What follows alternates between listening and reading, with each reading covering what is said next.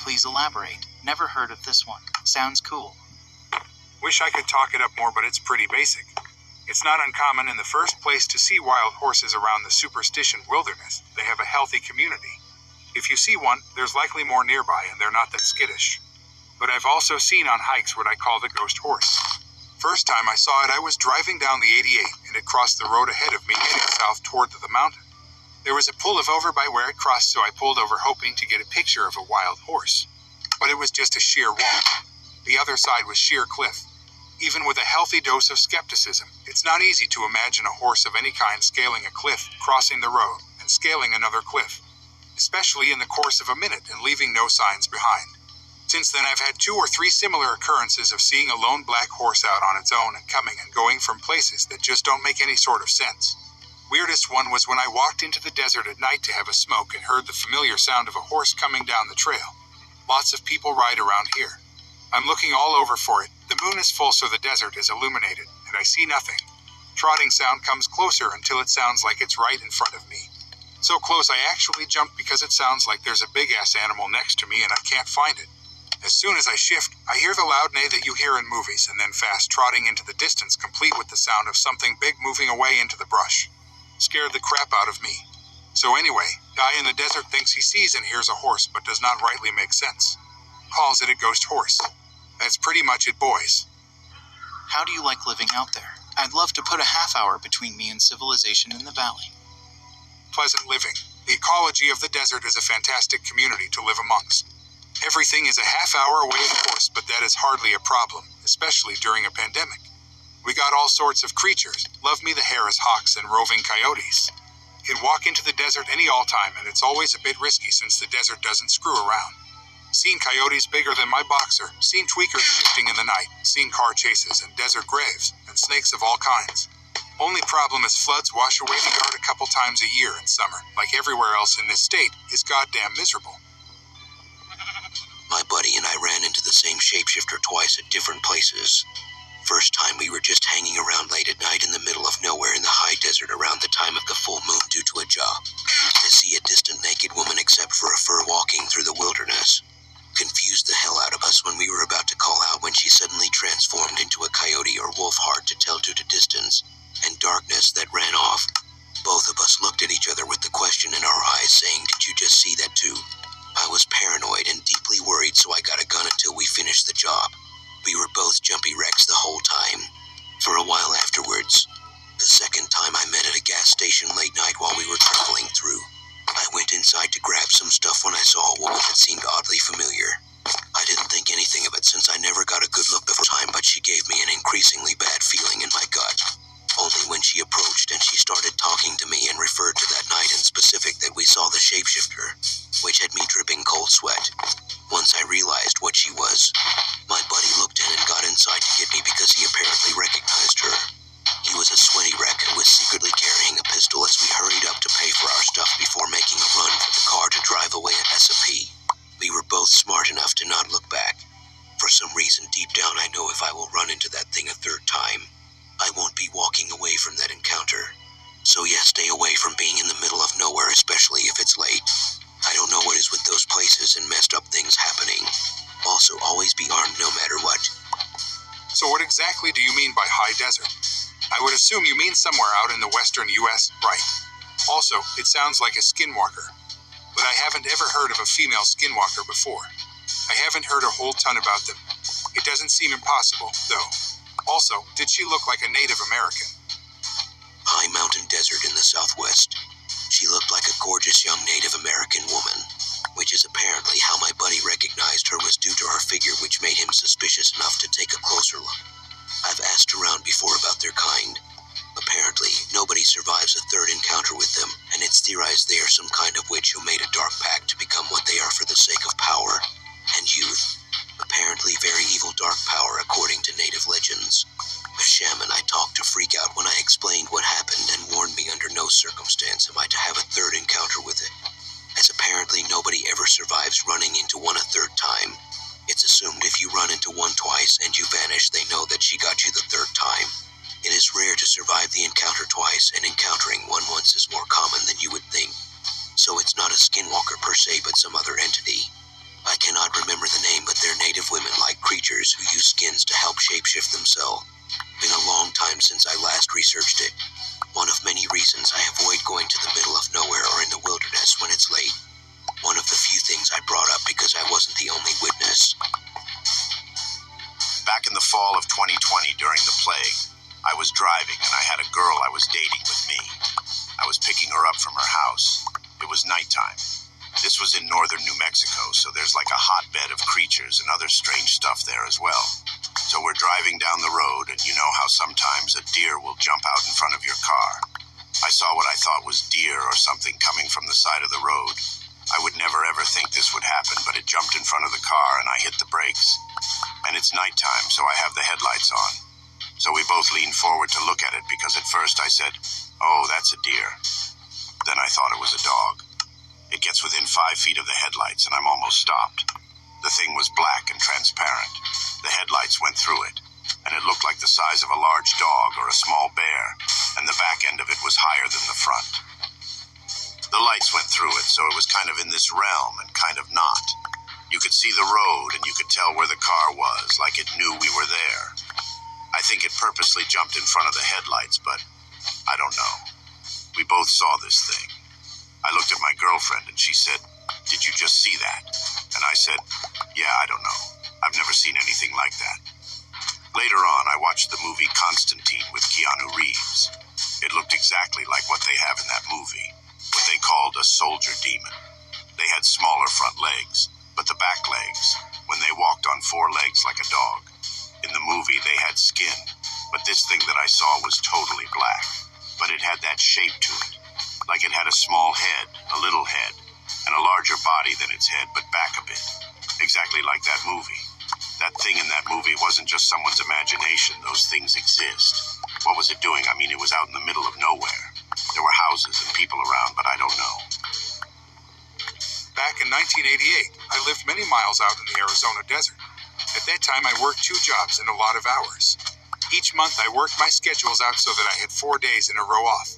During this time, I would mess around with my hot rod and race to make a little extra money. I was always doing stuff to my car to improve speed, performance, whatever edge I could get. Well, on one of my days off, I installed a new carb and dialed it in. I always took my car out to the desert to test it. On this particular day, I had worked until evening, but I took it out for a test anyway. So I was having fun testing her out and it got dark on me. Instead of trying to get back home, I decided to just stay and sleep in my car. I was just driving around finding a place to park and sleep. I came across this old adobe, an old brick house, and decided I'd check it out and sleep. It was kind of small in an old ruin. I found an old fireplace inside and it looked more comfortable than sleeping in my car. I grabbed a flashlight, turned on my headlights, and gathered a little brush and some small bit of wood. I grabbed a blanket from my car and an old cushion I had for a pillow. So I built a little fire and settled in. In the morning, I awoke early, gathered my stuff, and headed back to an old 1950s trailer where I lived. A friend stopped by to visit later in the day. He had lived in that area all his life and was very familiar with the desert there.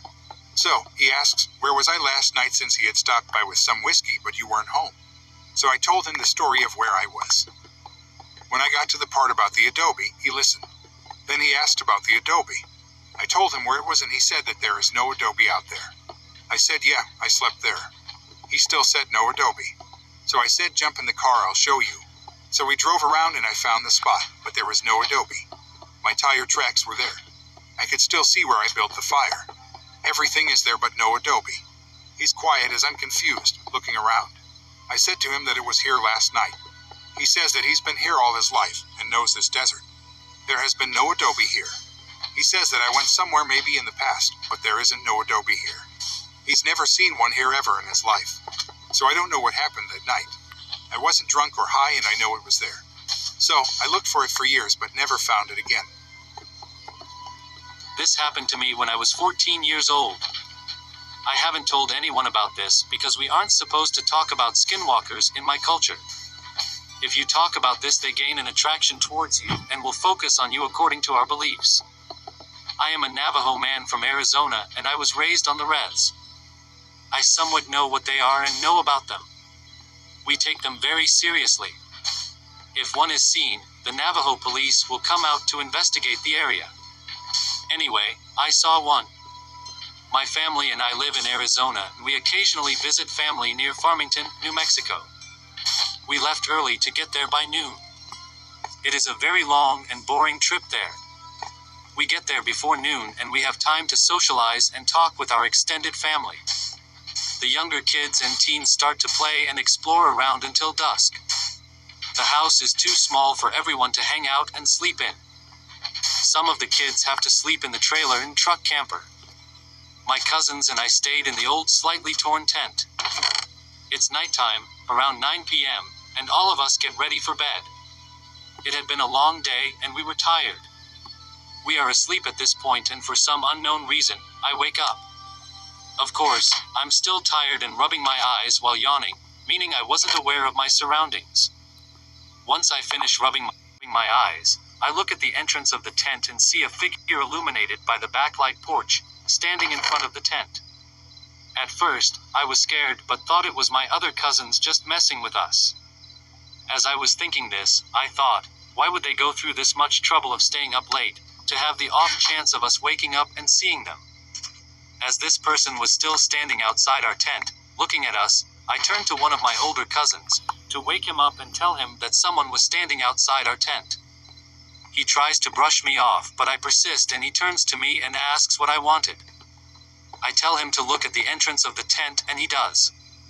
I have never seen someone go from the brink of sleep to sheer panic that fast before or since. He looks at me with a shocked face and tells me to be quiet. He whispers to me that it's a skinwalker and that we need to be quiet. We lay there for the longest time and from my memory, it was at least an hour or more. We were just about to go back to sleep because it hadn't done anything. Then it started to walk around the tent, at an insanely slow pace that kept us up. Remember when I said this was an old tent? It had some holes in it. One of the holes was the size of a quarter and I decided to be brave. As it continues to walk around the tent a fourth time, I slowly crawl towards the hole and try to take a look. As I did this, my cousin told me to get back to bed or it'll hurt us. I ignored this warning. I am at the quarter-size hole and looking out to see whatever it was. It came around to the hole and what I saw was bone-chilling. I was looking at its lower half and not its face. What I saw were darkened dirt-covered legs and some kind of makeshift animal pelt. I bolted back and hid under my sleeping bag while my cousin did the same. This thing decided to stop moving and start looking at us again as if it knew that I saw it and was letting me know. It continues to stand still again at the entrance and watch us. I hid under the covers, so scared that I believed that I was in shock. I finally fell asleep from sheer exhaustion. I woke up early, maybe around 5 a.m., and I decided to look outside the tent to see if there was anything there. I see footprints. Bare footprints that send shivers throughout my body. I saw the footprints move around the tent. This hit me hard because I was now realizing it wasn't a dream. As I further investigate the footprints, I noticed that it went off toward the rocky hills nearby where we were staying. I follow the track to the hills, about 100 yards away from the house. As I continue to follow the tracks, something strange and frightening happens. It goes from 2 footprints walking for a while, to footprints and handprints in the dirt. Found that kind of strange because no person would do that out here. As I followed the tracks further in the hills, the prints started to get smaller and smaller. This is when I started to get scared again. It slowly changed into coyote paw prints. That is when I stopped and turned back home, first walking fast then onto a sprint. When I got to the house, I sat down on the back porch for a while and thought about telling my family. But I didn't think they would believe me. In the end, I didn't tell anyone, even the cousin I woke up with in the middle of the night. It seemed outlandish and sounded like what a kid would tell to get attention. That's my story. My people take witchcraft very seriously and do our best to not talk about them. Even though I broke this code, I refrain from saying anything out loud. I have had a few other incidents, but this is by far the scariest. Desert story. I used to drive from Salt Lake, the Phoenix Mesa area and surrounding towns since a lot of my family lived down there. driving down the old highway between St. George and God knows where. Riding shotgun with Dad driving, everyone else asleep. Look out the driver's side window, see a light moving back and forth really fast. Tell Dad to look. The second he looks, 20 more lights blip into view. Sorta like they came from someplace really far off and braked instantly. A bunch of dancing around. More lights blipping in and out of the sky. At one time there were easily more than 100 bright colored lights dancing around in the sky. All blip away before Dad is able to pull over and get out his disposable film camera. I still talk to him about this. Nobody else in the family believed me, but I've seen UFOs dozens more times since then. I was working on some electrical lines on one of the poles out by the substation on Old Highway 80 near Buckeye, Arizona on June 15, 2017. It was about 4:30 p.m. and I was wrapping up my work and putting my tools away when I noticed a large object fly overhead, casting a shadow as it passed overhead and came down in the field across the street from where I was. The object was cigar-shaped and gunmetal gray and had to be at least 60 feet in length and was almost silent apart from a whoosh sound that could be heard as it approached the ground. I was in a good position to observe it land as I was up in a bucket truck working on the overhead wires at the time that I noticed it. The object came to a stop, and from the position I was in, it looked like the object did not come to rest on the ground itself, but looked like it was floating a couple of feet from the ground. The object was on the ground for about 3 minutes doing nothing when something resembling a hatch opened about 10 feet from what was the nose of the craft. After about a minute of the hatch being opened, I witnessed what looked like 2 small children get out of the craft. Now please remember, I am about 40 to 50 yards from this object, across the street, and I was 35 feet off the ground in a bucket truck. But from my vantage point, I could see these 2 children walking down the ramp toward the field in front of them. They were about 4 feet tall and skinny, I mean emaciated skinny, like the pictures of the starving children in Africa that you see on television commercials. They had big heads. It looked impossible for them to hold up with those frail bodies they had. They both wore what looked like dark blue one-piece uniforms that went down to their ankle and long sleeve down to their wrists. The first one that came through the hatch walked down the ramp and waited for the second one to join them on the ground. They both walked over to the fields in front of them. They seemed to be interested in the crops that were growing, and it looked like they were taking samples. I slowly raised the bucket higher up to try to get a better view of what they were doing. They apparently did not notice me as they kept about their business. I observed them for about 6 minutes as they went about their business of walking through the field. After about 6 minutes, a tan-colored SUV came down the road, and they must have seen the large object on the ground because it came to a screeching halt and threw the truck into reverse trying to see the object. The commotion must have alerted the beings as they looked up, and that is when they must have also seen me. They both immediately ran toward the craft at an ungodly speed, faster than anything I have ever seen move, and they went through the hatch, which immediately shut behind them, leaving no trace that there had ever been a hatch right there, just smooth metal. The object then lifted into the air, causing a cloud of dust to rise as it flew up and hovered there for about 10 seconds before flying off to the west faster than any plane I have ever seen fly.